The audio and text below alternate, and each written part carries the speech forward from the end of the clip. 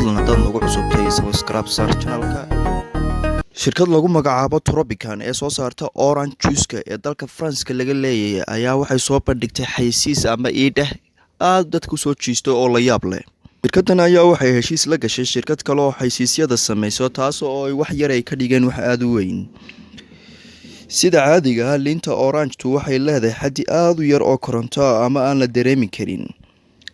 haddii la isku keeno xaddi aad u badan waxaa laga soo saari karaa koronto aad u weyn. Waxay rabeen inay sameeyaan board ay ku xardhantay kambaniga loogadiisa halkii ay adeegsan lahaayeen koronto caadiya ayaa waxay adeegsadeen liinta.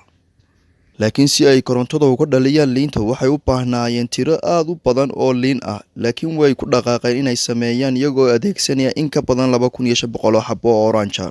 Waxay sameeyeen boardkan dhalada ah ee iftiimaya qoraalkuna ku dhex qoran. laakiin ma garanayno intay sii jiri doonto liinta korontada laga sameeyay. Fadlan haddaad nagu cusubtay subscribe saar channelka, gambaleelkana taabo. Subscribe-taadu waa dhiirigelinteeda kolba sidaan u soo duubno muuqaal cusub oo idin xiisi geliya.